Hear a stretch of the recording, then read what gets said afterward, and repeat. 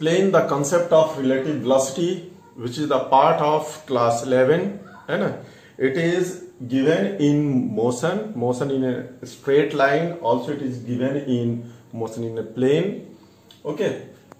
और आज हम लोग बताएंगे कि when we use the concept of relative velocity, इसका सिंपल सा डेफिनेशन हम लोग यूज करते हैं. उसके बाद कुछ टेक्निक देखते हैं. हम लोग बोलते हैं कि when more than one object are in motion with different velocities or same velocities, and then the velocity of one object with respect to other one is known as relative velocity. It is simple definition. क्या हुआ यहाँ पर? simply ये हुआ कि the velocity of one object with respect to other object is known as relative velocity. हम लोग relative velocity का derivation दो तरीके से कर सकते हैं. We have two way to find out the expression for the relative velocity of a body. पहला जो है हम लोग पैरेललोग्राम लॉ का यूज करके हम लोग बना सकते हैं, and second one with the help of displacement method. और दोनों हम यूज करेंगे. लेक्चर 1 में हम अभी पैरेललोग्राम लॉ के हेल्प से एक्सप्लेन करेंगे. क्या इसका ट्रिक है? How we can solve it? Suppose that if two bodies are in motion as shown in the figure in this, suppose that the angle between them is theta and it is the velocity of A, it is the velocity of B. अब हम लोग देख सकते हैं यहां पर हम लोग वेक्टोरियल साइन में दिए हुए वेक्टोरियल साइन में दे सकते हैं. यहां पर कंसेप्ट है कि if we have to find out the velocity of B with respect to A, ये अगर ये रिलेटिव वेलोसिटी अगर हमको चाहिए B का, तो यानी A जो यहां पर है हमारा A शुड बी स्टेशनरी, यानी A को हम लोग कंसिडर करेंगे रिफरेंस, और रिफरेंस को यहां पर क्या मानेंगे? Stationary. Then we can find the relative velocity of this one with respect to this, यानी जो रिस्पेक्ट में आता है वो हमारा स्टेशनरी होना चाहिए. तो how we can maintain it stationary? तो सिंपली हम लोग इसका जो इसके रिस्पेक्ट में निकाले, तो इसको नेगेटिव वेक्टर अगर हम लोग ले लेते हैं, ये देखिए आप, हम लोग नेगेटिव वेक्टर ले लिए. नेगेटिव वेक्टर जैसे ही हम लोग यहां पर लिए, तो अब टोटल वेलोसिटी ऑफ ए इस पॉइंट पर अगर हम लोग दिखाना चाहेंगे तो वो क्या हो जाता है? 0. और ये सिर्फ माना गया है और ये हमारा ए ट्रीटेड एज स्टेशनरी. अब देखिए, अब इन दोनों के बीच का एंगल कितना हो गया? अब हम लोग इन दोनों के बीच का एंगल चाहिए, तो इन दोनों के बीच का एंगल हमारा हो गया, कितना हो गया? 180 डिग्री माइनस थीटा. सिंपल हो गया दो वेक्टर के बीच में.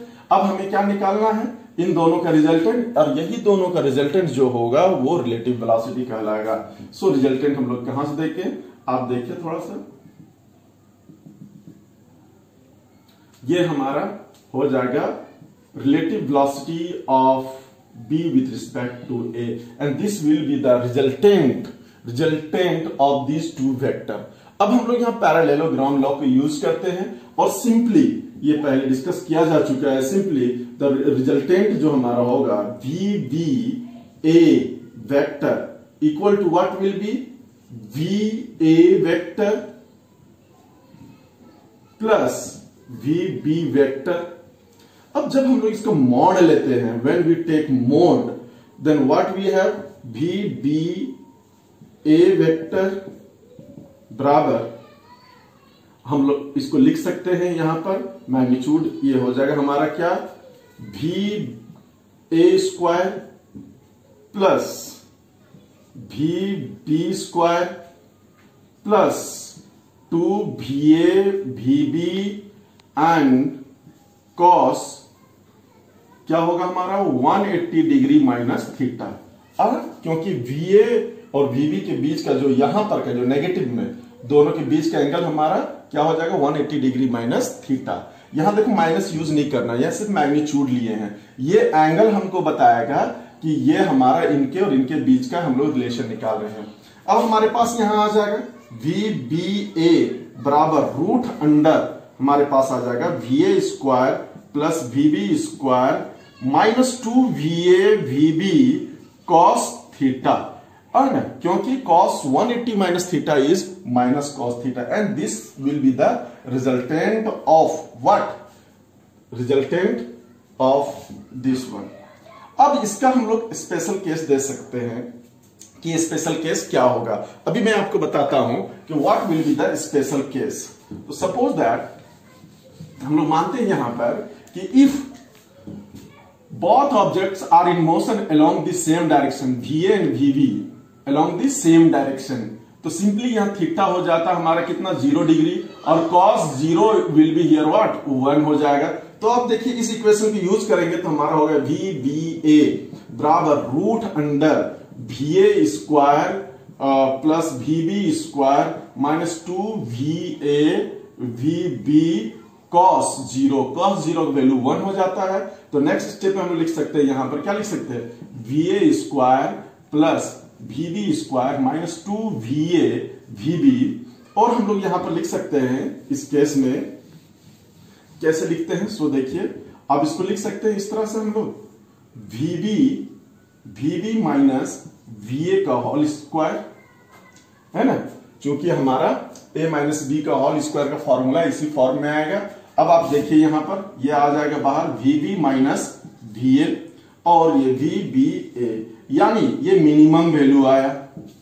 आप देख सकते हैं कि जब दो ऑब्जेक्ट सेम डायरेक्शन में जाएगा तो उसका रिलेटिव वेलोसिटी क्या होता है, कम होता है। जैसे हम लोग देखते हैं कि अगर हम लोग जर्नी ट्रेन से कर रहे हैं और दो ट्रेन एक ही डायरेक्शन में जा रही है, अगर जा रही है तो आप देखेंगे खास करके स्टेशन में हम लोग देखते हैं कि जब हम बैठे हैं और दूसरे यात्री जो दूसरे ट्रेन में बैठे हुए रहते हैं, हमको लगेगा कि हम दोनों में से स्पीड बहुत धीमा है।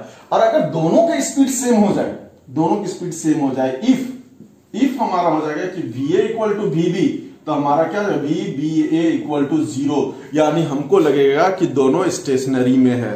Now it is clear. अब सेकेंड केस हमारा यहां पर क्या है कि इफ सेकेंड केस में if both are in motion in opposite direction, अगर ये अपोजिट डायरेक्शन में तो 180 डिग्री बराबर हमारा क्या हो जाएगा, देख लेते हैं। 180 degree means here will be -1। अब देखिए यहां हम लोग पुट करते हैं 180 डिग्री, तो यहां माइनस, यहां पर हमारा नेक्स्ट क्या हो जाएगा माइनस माइनस प्लस, और ये यहां पर क्या हो गया प्लस, और यहां प्लस, और ये मैक्सिमम हो गया। आप देख सकते हैं कि जब दो गाड़ियां, दो ट्रेन एक दूसरे के अपोजिट में आती हैं, है ना, तो एक यात्री को लगता है, एक पैसेंजर को लगता है कि दूसरा जो है वो ज्यादा स्पीड में है। ठीक है, ये हम लोग ऑब्जर्व करते हैं। Clear. Now these are the two important cases of what the relative velocity.